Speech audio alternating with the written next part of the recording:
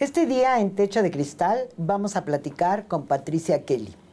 Ella es una comunicadora con algunas décadas de trabajo. Ella es una pionera en los temas de sexualidad formal en la radio, un medio excelente para hacer educación pública y nacional. Patricia Kelly tiene una larga trayectoria en el radio, en la televisión y en la prensa, haciendo durante muchos años alguna columna en un periódico muy de gran circulación en el Distrito Federal. Nos ha hecho el favor de recibirnos, vamos a platicar con ella y vamos a ahondar en el tema que hoy le preocupa, la vejez. Vamos con ella.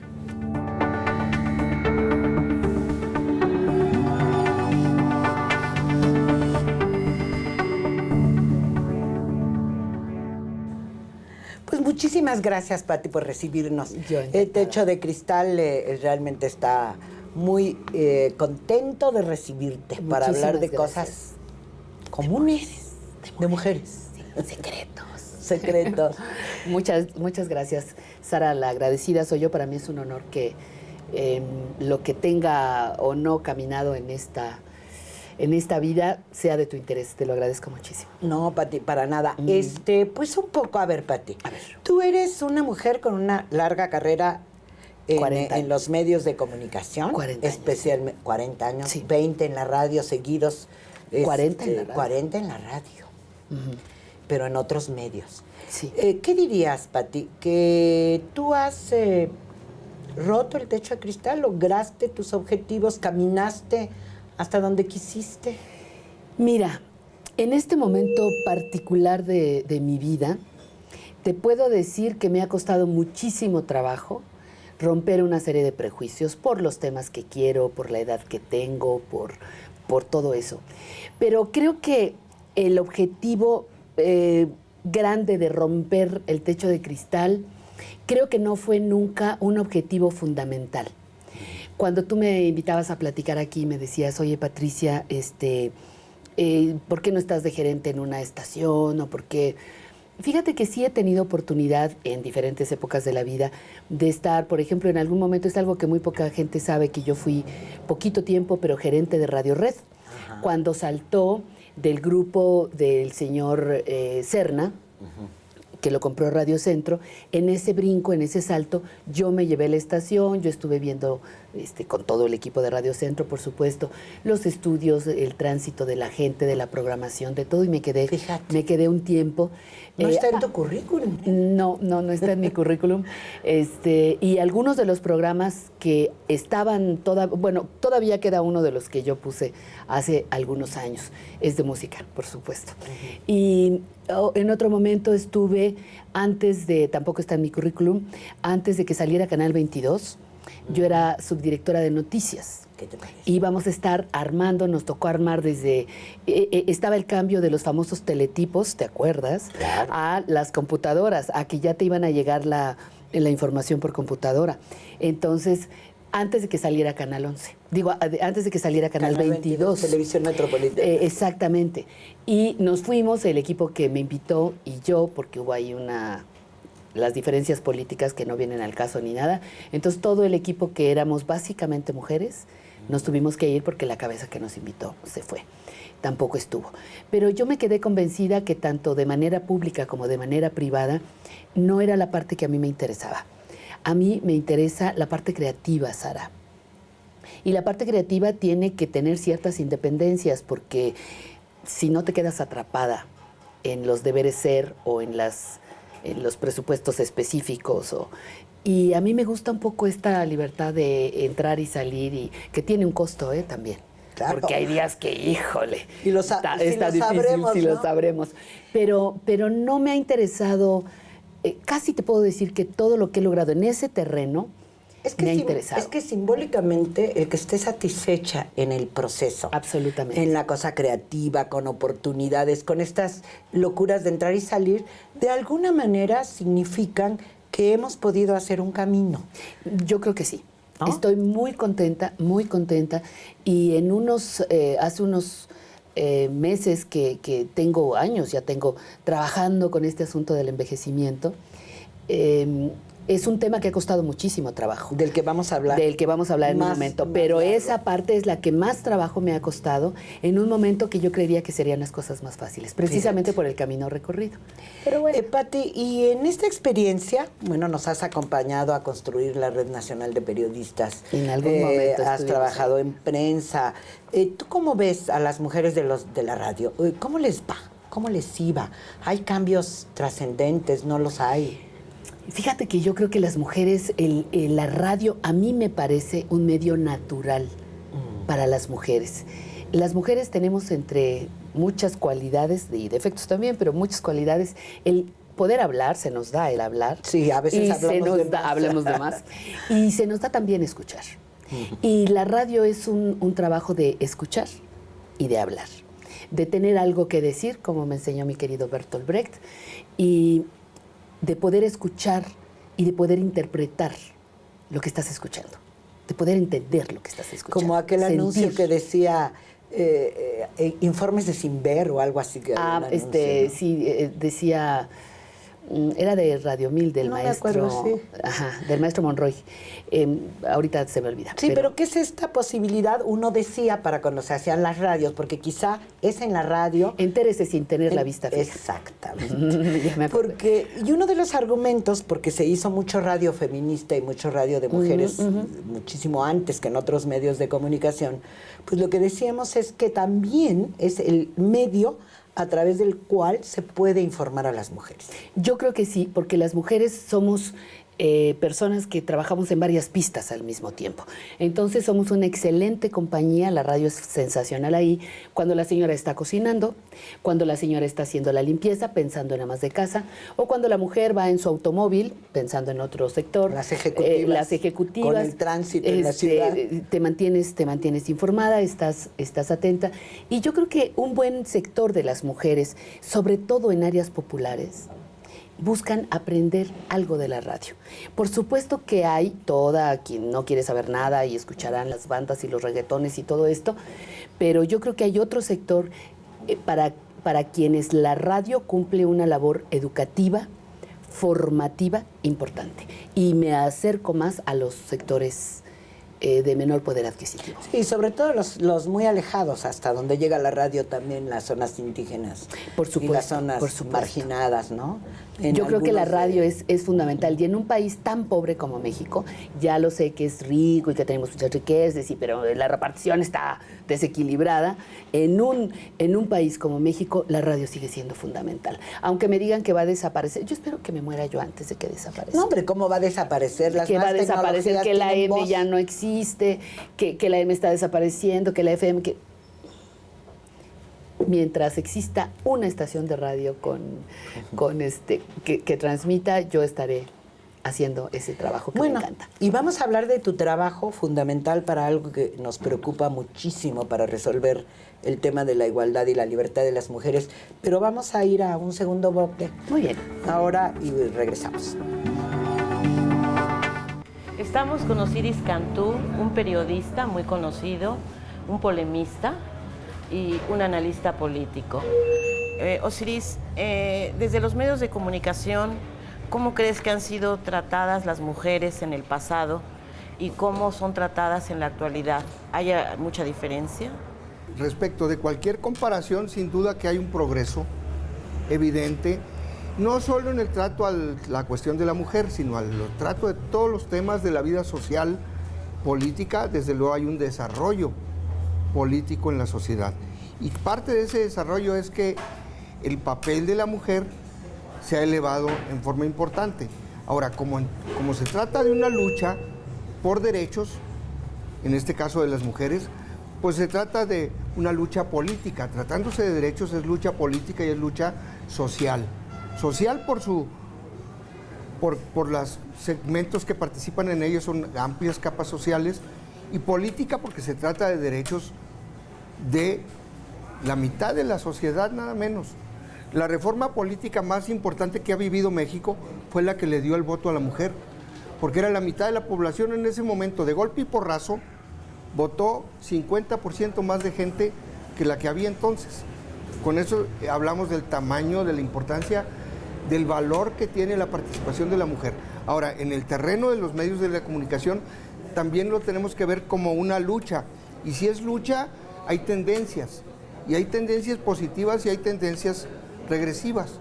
Y esas tendencias están en contradicción permanente, prevaleciendo unas, luego otras. El resultado general está a la vista. ¿Cómo es proyectada la mujer en los medios de comunicación? Pues dependiendo el programa y el horario. En la televisión abierta, para mí, la mujer está de cierta manera proyectada más hacia lo sexual, vende su imagen, su figura, pero pues también hay canales educativos en los cuales la mujer juega un papel más a lo intelectual, no tanto a lo físico, a su imagen, y sí aporta como cualquier otra persona.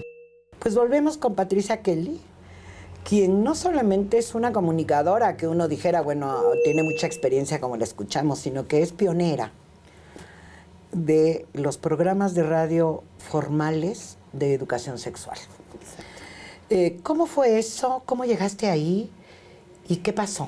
Mira, hubo un evento en mi vida maravilloso. Uno, haber entrado a la Facultad de Ciencias Políticas y Sociales a estudiar periodismo en la UNAM, que me dio un cambio de giro en mi vida completamente. Y el segundo, no trabajaba. Bueno, en cosas no profesionales, no de la radio. Y era secretaria y era decán y no, completamente distinto. No, bueno, para trabajar, para tener lana cuando eres joven, ¿no? Pero la otra fue haber podido entrar a Radio Educación, que es mi alma mater después de la UNAM. En Radio Educación me dieron una formación absoluta, redondearon lo que había empezado en Ciencias Políticas, que era una comunicación al servicio de este país. Y me gustó muchísimo, me quedé ahí por 18 años, mis primeros 18 años profesionales fueron allí en radio. Y ahí, entre los muchísimos programas que pude hacer, tuvimos uno que se llamaba Ideas Sanas, que hacía con Alicia Ibargüengoitia. Claro. Ideas Sanas, y era todo sobre salud. Alimentación, el embarazo, etcétera. Y ahí notamos que los temas de sexualidad de veras desbordaban los teléfonos. Todo el mundo quería saber de anticonceptivos, todo el mundo decías la palabra orgasmo, no se podía decir eso en la radio. Quiero que sepas que la palabra vagina, pene, orgasmo, no se podía decir. Era de muy mal gusto y peor que una mujer hablara y dijera esas cochinadas, ¿no? Entonces... Claro, eso fue toda una Eso fue todo, no, fue cultural. sensacional, porque después de ese programa entro con Marta Romo a hacer 130 programas de lo que fue Prohibido Tocar. Sí, que fue que tenía, increíble programa. Uno, la información sobre sexualidad.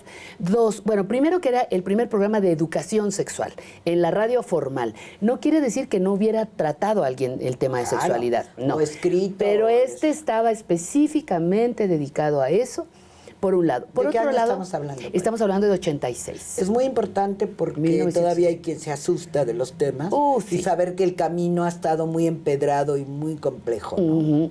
Y tenía música en vivo.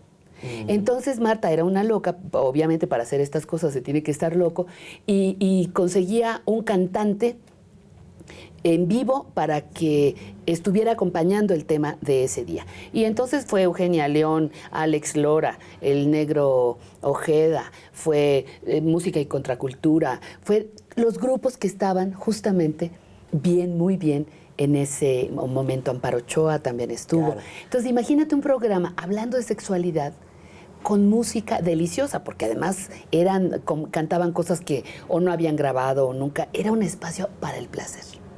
La información y el placer. Después de eso termina y doy el salto, unos años después, a Radio Red, ya en la radio comercial. Parejas disparejas. No, el programa se llamaba antes? Íntimo. El programa se llamaba Íntimo y fue una sugerencia de Gutiérrez Vivó y me dio 1 hora diaria, de 11 a 12 de la noche. Y cumplimos 1000 horas, la primera parte. Y eso ha cambiado cuando tú piensas el comienzo, donde estaban prohibidas muchas palabras, y donde la gente se desbordaba en el teléfono porque tenía muy poca información. ¿Tú crees que eso cambió? Yo creo que sí ha cambiado, pero siento que hay una parte de eso, no todo, pero hay una parte que se ha abaratado muchísimo. que se ha manoseado, que se ha deformado. Cualquiera, ahora sí que cualquiera habla de sexualidad, cualquiera dice chistes de doble, de triple, y no es que me asuste, me lo sé, me los han contado, soy muy mal hablada. No ese es el asunto. No, ese no es un asunto moral. No es eso. Ni tampoco es educación sexual. No, tampoco. Y el asunto es que yo creo que hay temas que cuando tú los abaratas, les restas la fuerza y el valor que se merecen. Bueno, eso puede estar pasando en cierto tipo de radio. En ciertos, ajá. Pero yo preguntaba si a nivel social, esto que generó la respuesta de Vasconcelos de hacer el Día de la Madre porque las mujeres pedían anticonceptivos en 1922, digamos, en ese recorrido, la sociedad mexicana ha avanzado. Absolutamente, absolutamente. Mira, se logró poner el condón. Querámoslo o no, no está al nivel que nosotras queremos, pero el aborto está despenalizado por lo menos en la Ciudad de México y tiene algunas variantes. Se puede discutir. Y por lo menos se puede discutir. Yo me acuerdo cuando decía alguna primera vez, eso lo tengo en un libro que se llama Salud Sexual para Todos, pero tú decías, bueno, sí, el pene, entonces la erección en el pene. Entonces la gente decía, ¿cómo? ¿Qué dijo la señora? Pues pene. A lo mejor usted se llama Manuelito, pero aquí el término técnico es pene, ¿no? Todavía eso asusta mucho. Sí. Vagina era peor que pene. Y hay un problema que está enfrentando el país muy fuerte, que es el abuso de los niños. Sí, claro. Y el tema del embarazo en adolescentes. Sí. Que tiene que ver o no, según tu punto de vista, con falta de educación sexual a la población. Tiene que ver, por un lado, con falta de educación sexual. Eso es uno. En el caso específico del abuso sexual infantil, que tiene varias líneas, desde la trata de niños, desde los secuestros de niños, la pedofilia, la pedofilia muy instalada, pero tienen que ver, por ejemplo, las iglesias en plural. ¿Por qué? Porque la represión que ejercen dentro de sus propias iglesias a sus ministros o ministras, me refiero a las monjas, provoca precisamente una situación pues fuera de control. No se denuncia, no hay una cultura de la denuncia. Los padres siempre son buenos nomás porque traen sotana.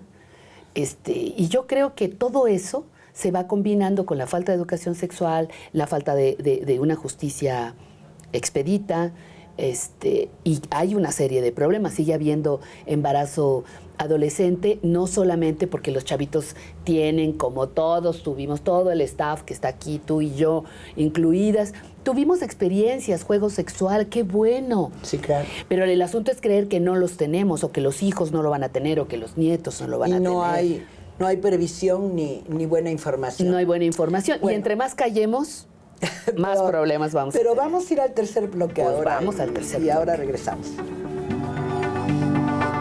¿De qué manera los medios de comunicación podrían diseñar nuevos formatos, nuevos programas, de manera que avanzáramos más rápido hacia una igualdad sustantiva de las mujeres con los hombres? Bueno, yo creo que los medios ayudan, pero la realidad es más poderosa que los medios.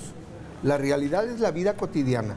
Y si en la vida cotidiana hay más mujeres ingenieras, más doctoras, más biólogas, más todo, pues su papel queda, el peso de la realidad es tremendo.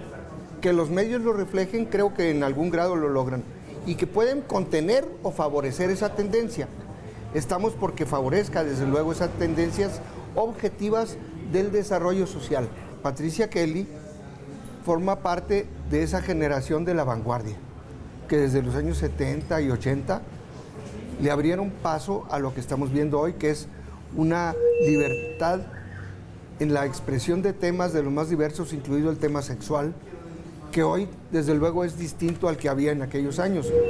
Yo siento que no es tan del todo al 100%. Quizá a lo mejor, pues como todo, ¿no? Digo, no voy a generalizar en todos los canales, pero pues mayormente como que ocultan, yo creo que más del 50%, ¿no? De la información real. Pues volvemos con Patti Kelly. Realmente, yo creo que tú llegaste a una meta que no se nos ocurre. Este libro increíble que escribiste con Alicia Ibargüengoitia, que se llama Las Mujeres Grandes. Mujeres Grandes.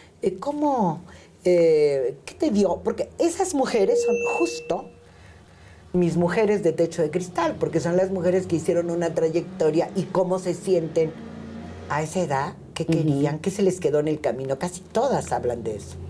Mira, fue muy interesante, Sara, y surge de una crisis personal. Yo pensaba que era una entrevistas de radio, lo hicieron No, especial. querríamos hacerlo una serie de radio. Creo que vale muchísimo la pena oír a esas mujeres. Son 25 mujeres con la presentación, el prólogo de Sara Šefčovič, que muy gentilmente nos apoyó, y el cierre, conclusiones con Marcela Lagarde. El requisito eran 25 mujeres mayores de 70 años, o sea, cuando ya viviste 10 años de vejez, ¿sí? Y que siguieran activas en su carrera y que fueran reconocidas en lo que habían hecho. Esas eran las 3 características: mayores de 70 años, activas y reconocidas. Y una manera de romper el techo de cristal. Exactamente. Y lo más importante, características para todo, lo más importante, que quisieran hablar de la vejez. Una mujer que ya no está ahora aquí y que murió hace un tiempo, fue la primera con la que nosotros quisimos platicar. Y no pudimos hacerlo porque se ofendió cuando le dijimos, ella estaba dando una conferencia en el Munal y dijo como 5 veces que no se podía levantar porque era una persona de 86 años. Y no puedo porque tengo 86 años. Terminó de hacer la conferencia, nos acercamos y le dijimos, oiga, maestra, vamos a empezar esta tarea. ¿Qué les pasa? A mí no me van a poner en un libro de viejitas. ¿Cómo se les ocurre? Con 86 años que había confesado públicamente 3 veces o 5 veces en la conferencia. El tema del envejecimiento es el tema tabú del mundo. Nadie quiere saber que envejecen, nadie quiere saber cómo envejecer mejor. Todo el mundo pensamos que nos vamos a quedar así jóvenes y bellas. ¿Es más grave para las mujeres que para los hombres? Por supuesto. Sí. Qué mala leche con tu pregunta, francamente. Sara, qué mala leche con tu pregunta, porque claro que nos va peor. Pero nos va peor, pero nos da más miedo hablar del envejecimiento. Muchísimo, muchísimo. Hubo mujeres de primer orden que deberían estar en el libro y que no aceptaron porque decían, bueno, sí, tengo más de 70 años, sí, soy exitosa, sí, pero hablar de mi envejecimiento, no. Y no están todas. ¿Qué encontraron ahí? ¿Qué encontramos? ¿Qué conclusiones mínimas podrías hacer de este recorrido? 25 mujeres, se puede mencionar algunas porque está publicado. Sí, está publicado. Que son fantásticas, ¿no? ¿Qué conclusiones tengo? 1, que las mujeres somos capaces de remontar los obstáculos que sean. Estas mujeres, el libro lo editamos en 2013. ¿No? Sí, 2013, sí. Y todas habían nacido en los 20 y los 30 del siglo pasado. Así es. La bebé del grupo tenía 70. La mayorcita tenía 96. ¿Hablaste con la China Mendoza? No Hablamos con la China, claro. sí, claro. Extraordinaria, fantástica, sensacional. ¿no? Pero todas esas mujeres nacieron cuando no había voto. Nacieron cuando no había pastillas anticonceptivas. No había llegado el SIDA, no estaba el Viagra. Las mujeres no había otro camino más que estar en la casa. Y todas ellas son públicas o todas ellas son profesionales. Claro, rompieron la estructura. Casi todas, no hay excepciones. Rompieron la estructura que se esperaba de ellas en una etapa muchísimo, bueno, no sé si muchísimo, pero ante una generación antes que nuestra generación y media. Yo creo que son como 2 generaciones antes que las nuestras. Fueron más feministas que las feministas. No, me refiero porque rompieron, claro, no se detuvieron ante nada. Mira, transgredieron. hay transgresiones como una que dijo, yo no quiero tener hijos. Imagínate. Pero en los 40, 50 del siglo pasado, 60, no tener hijos era una afrenta. Otra que tuvo 14 hijos, pero se atrevió a ir a hablar al Concilio Vaticano II y decir que, ¿cómo decían? En el Consejo decían que si era, una cosa como que si era pecado, todos nacíamos del pecado. Y entonces ella les dijo, oiga, yo tengo muchos pecados. Señor obispo, pues discúlpenme, pero aquí, no sé usted cómo llegó, pero de todos mis hijos, todos con amor, ¿no? Como diciendo, no me descalifique. Hay otra mujer que sigue luchando ahora con las mineras en San Luis Potosí, doña Conchita Calvillo. Nava de... No, Calvillo de Nava. Ujú. Conchita. Bueno, en fin, todas estas mujeres, lo que yo aprendo es que no hay límites. Lo que yo aprendo es que si tú quieres hacer lo que quieras, lo puedes hacer, si tú crees y estás convencida. Y todas ellas dan a otros. Son maestras, son líderes políticas, son mujeres creativas, son mujeres creadoras. ¿A alguna le fue muy bien económicamente? ¿Alguna les fue bien económicamente? Yo creo que sí. ¿A varias? A varias. Aunque la China se quejaba mucho de que no ganaba lo suficiente para comprarse cremas para sus arrugas. Mi vida sí nos lo dice. Claro, pero tiene una casa con un Bellísima. jardín primoroso. Hermosa, y vive con sus perros Y que ha vive con recogido sus de la perros, calle, claro. y todo. Pero por eso te digo que yo sé que el dinero es muy importante para una etapa como la vejez. ¿Por qué? Porque hay enfermedad, porque hay que transportarse, porque hay limitaciones, porque para mantenerte bien tienes que. Sí, y es aterrador que muy pocas mujeres de más de 60 años tengan pensión todavía en este país, algo así como el 8%. ¿Mujeres? Que no tienen pensión. El total Solo tienen pensión 8%. Híjole, mayores de 60 gracias años. por ese dato, porque yo sé que solamente el 26% de la población tiene algún tipo de pensión o jubilación, y el otro 70%, pues, grasa joven, ¿verdad? Imagínate. Pero bueno, pero ¿de qué estábamos hablando? Estábamos hablando de la China y de las mujeres de la vejez. ¿A dónde te llevó? Porque yo creo que todas ellas son mujeres que de una u otra manera llegaron con un gran orgullo haciendo lo que hacían. Por ejemplo, la creadora del ballet coreográfico de la UNAM, esta mujer que ahora se me va el nombre, Gloria Contreras, gracias, leíste el libro. Gloria Contreras, por ejemplo, no ha descansado, sigue dando funciones gratuitas de danza en el Teatro de Arquitectura.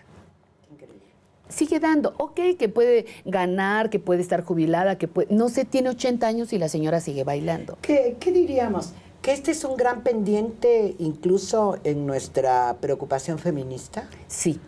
¿Y en las políticas públicas de este país? Sí, se nos olvidó que íbamos a envejecer. Yo sé que ahora ya hay muchas feministas. Ahí está doña, ahorita estoy con los nombres muy mal, la que era filósofa, la de las reinas. Doña Graciela Hierro, la gran Graciela, extraordinaria Graciela Hierro. Bueno, ella